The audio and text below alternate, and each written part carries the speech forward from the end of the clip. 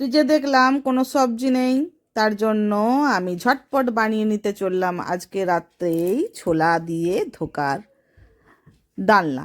তো কিভাবে বানালাম, রাত্রেবেলার মধ্যে আমি কিন্তু ছোলাগুলোকে ভিজিয়ে রেখে দিয়েছিলাম, সারা রাত ছোলাগুলো ভিজেছিল। দেখো কি সুন্দরভাবে ফুলে উঠেছে। এরপরে দিয়ে দিলাম শুকনো লঙ্কা আর দিয়ে দিলাম আমি আদার টুকরো। তো এগুলোকে ভালো করে এবারে ধুয়ে নিয়েছি জল দিয়ে, দেখতেই পাচ্ছ। এরপর একটা মিক্সার গ্রাইন্ডার নিয়ে একটু সামান্য জল দিয়ে দিয়ে আমি একটা থকথকে পেস্ট বানিয়ে নেব, যাতে খুব বেশি নরম না হয়ে যায়। তো দেখো এরপর একটু সামান্য জল দিয়ে দিয়েছি, তার সাথে দিয়ে দিয়েছি নুন, তার সাথে দিয়ে দিয়েছি একটু জিরে গুঁড়ো, সব কিছু মিহি পেস্ট বানিয়ে নিয়েছি। এরপরে দেখো ছাল সমেত আমাদের তৈরি হয়ে যাবে ধোকার ডালনা। এই দেখো জিরে গুঁড়ো দিয়ে দিলাম। এরপর ভালো করে এগুলোকে ঘাটিয়ে মাখিয়ে চটকিয়ে নেব, যাতে একটু খুব সুন্দরভাবে এটা মিশে যায়। এরপর কড়াইয়ে দিয়ে দিলাম সাদা তেল, যদি কেউ পছন্দ করো সরষের তেলও দিতে পারো, কোনো অসুবিধা নেই। আমি ব্যবহার করেছি এখানে সাদা তেল। আর ননস্টিকের একটা তাওয়া নিয়ে নিলাম, মানে কড়াই টাইপের, দেখতেই পাচ্ছ। এরপরে এই মিশ্রণটি এখানে আমি দিয়ে দেবো।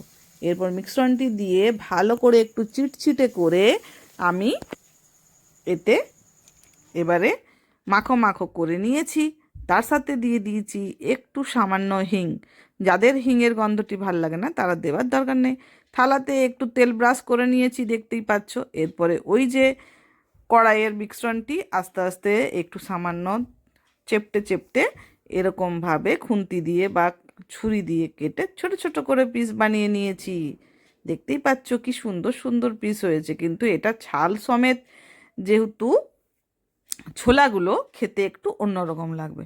এমনিতে অনেকে ভাঙা বুটের ডাল দিয়েও করে থাকে, কিন্তু আমি যখনই করি তখনই এরকম ছাল সমেত ছোলাগুলো দিয়েই করি। এতে প্রচুর পরিমাণে ফাইবার আছে, বাচ্চাদের খুব হেলদি, আর খেতেও কিন্তু কুচো চিংড়ির মতন খেতে লাগে। বানিয়ে একবার দেখতে পারো।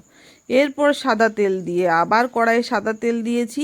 এবার ছোট ছোট পিসগুলোকে টুকরো টুকরো করে রেখে দিয়েছিলাম, সেগুলোকে এবার লাল লাল করে একটু ভেজে নেব আরশোলা বর্ণ।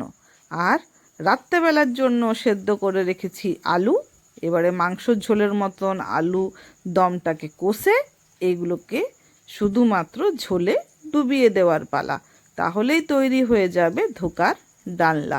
কিন্তু আমি এখন এটাকে গরম গরম চায়ের সঙ্গে পরিবেশন করব বিকেল দিকে, কারণ এখন এটা গরম গরম আছে, চায়ের সঙ্গে মুচমুচে খেতে দারুণ লাগবে। তারপরে রাত্রেবেলার কথা রাত্রেবেলায় ভাবা যাবে, তাই না? দেখছই তো কি সুন্দর হয়েছে। তো আজকের মতন শুভ বিকেলে গরম গরম চায়ের সাথে টাটা।